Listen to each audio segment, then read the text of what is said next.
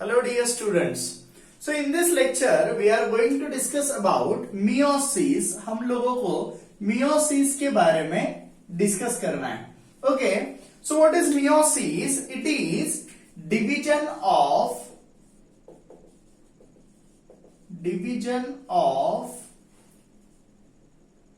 a cell into 4 daughter cells. Okay, so from one cell there is formation of 4 cells और जिसमें having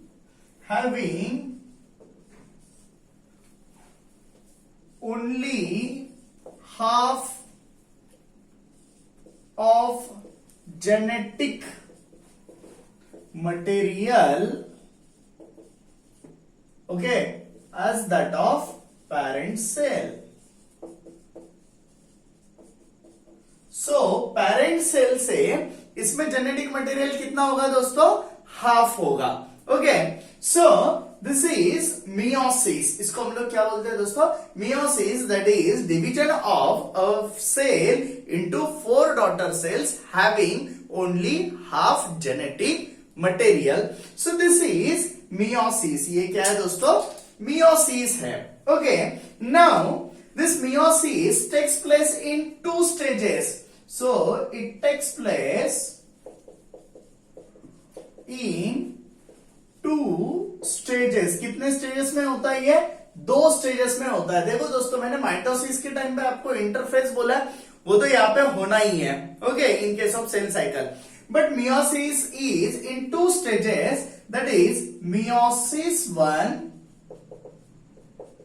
and meiosis 2. Okay, तो M1 and M2 बोल सकते हैं हम लोग उसको. So in case of meiosis 1, first stage is, जैसे हम लोगों ने माइटोसिस में भी देखा था, that is karyokinesis.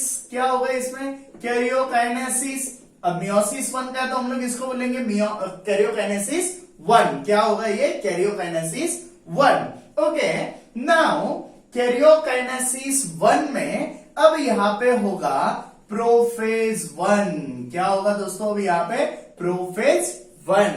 And in case of prophase 1 यहां पे और कुछ स्टेजेस है, that is leptotene, zygotene,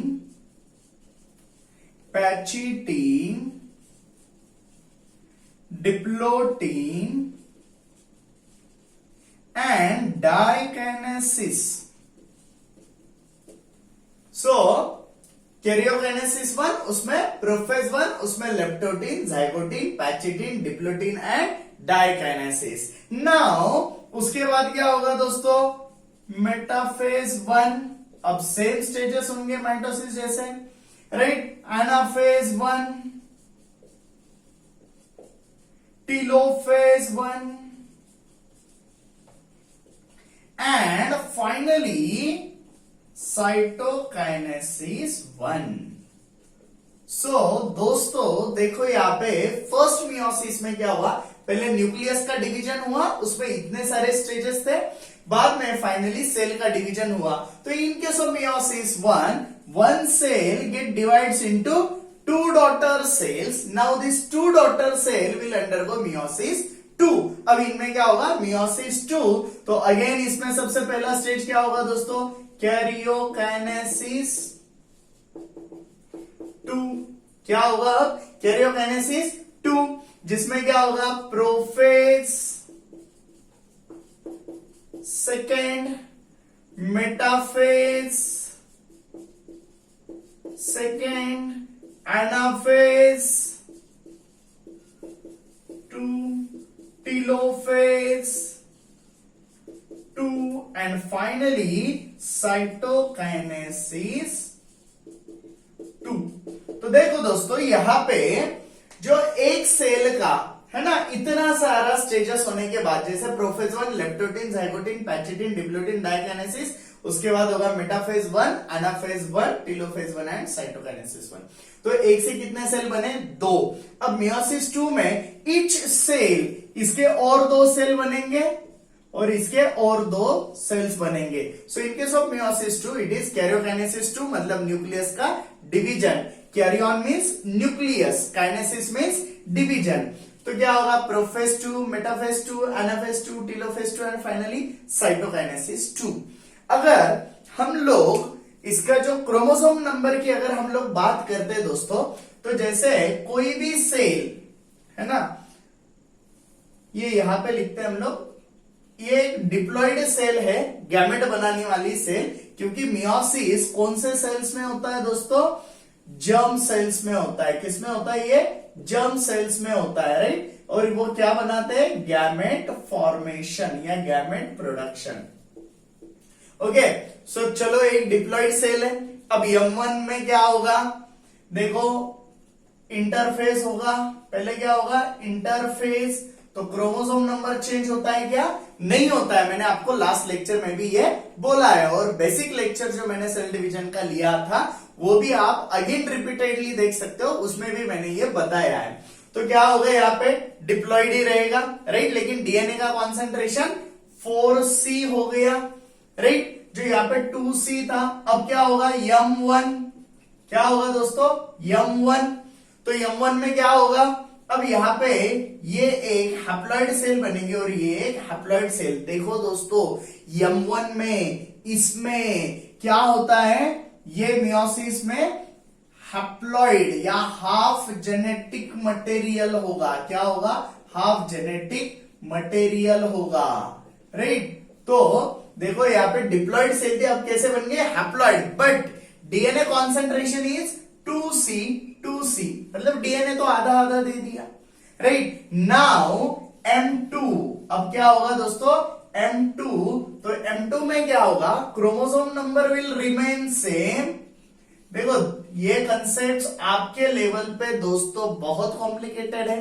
11th-12th में जब आप लोग आओगे तो ये आपको बहुत अच्छे से समझेगा, लेकिन आपका बेस्ट बहुत अच्छा होना चाहिए। इसलिए अगर आपको लगता है ये कॉम्प्लिकेटेड है, फिर भी मैं बता रहा हूं, उसका रीजन ये है कि बस आपको सुनने में अच्छा लगे, ये मेरा मोटिवेशन नहीं है, आपको समझना चाहिए। ओके, सो क्या होगा, 4 सेल बन गए, तो ये M2। ओके, अब ये कैसे बने, ये मैं आपको डायग्रामेटिक हम लोग जब प्रेजेंटेशन देखेंगे तो उसमें हम लोग ये देखने वाले हैं। तो what is meiosis, it is division of cell into 4 daughter cells having half genetic material as that of parent cell। किसमें होता है ये, जर्म सेल्स में होता है। क्यों होता है, गैमेट प्रोडक्शन के लिए होता है। ओके, नेक्स्ट, अब ये कितने स्टेजेस में होगा दोस्तों, 2 स्टेजेस में, M1 meiosis 1 and M2 that is meiosis 2।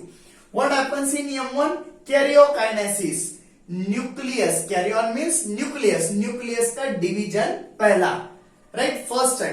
उसमें क्या है, प्रोफेज 1 में कौन से स्टेजेस है, leptotene, zygotene, pachytene, diplotene and diakinesis. आपको ये सीक्वेंस बहुत अच्छे से याद रखना पड़ेगा, तभी जाके आपको डायग्राम में कुछ समझेगा। Okay, next is metaphase 1, anaphase 1, telophase 1 and cytokinesis 1। चलो एक सेल से 2 सेल बन गए। अब M2 हर एक सेल का, तो उसमें क्या होगा, again karyokinesis 2, prophase 2, metaphase 2, anaphase 2, telophase 2 and cytokinesis 2। अब देखो अच्छे से, this prophase 1 is longest, it is longest, while this prophase 2 is shortest. ये कैसा है दोस्तों, शॉर्टेस्ट है ना। तो M1 का प्रोफेज 1 बड़ा होता है, M2 का प्रोफेज छोटा होता है, राइट। सो दोस्तों आपको इस लेक्चर में बस इतना ही याद रखना है। Okay, in next lecture we will discuss about diagrammatic presentations, कैसे ये चेंजेस होते हैं। ओके, और मैं आपको ये बताऊंगा कि आपको अगर नेक्स्ट लेक्चर आपको अच्छे से समझना है तो आपको ये सारी चीजें आपको याद करनी पड़ेगी। आपको ये हर एक स्टेप, मतलब किसी ने भी पूछा चलो M1 बताओ, तो आपको सीक्वेंस बताने को आना चाहिए।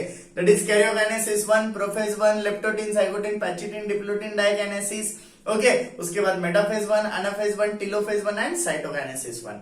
M2 prophase 2, metaphase 2, anaphase 2, telophase 2 and cytokinesis 2। तो ये सीक्वेंसेस आप बहुत अच्छे से याद रखो, ताकि हम लोग नेक्स्ट लेक्चर में सारे डायग्राम्स और उसका एक्सप्लेनेशन, जैसे हम लोगों ने माइटोसिस के लिए देखा था, वो हम लोग लर्न कर सके।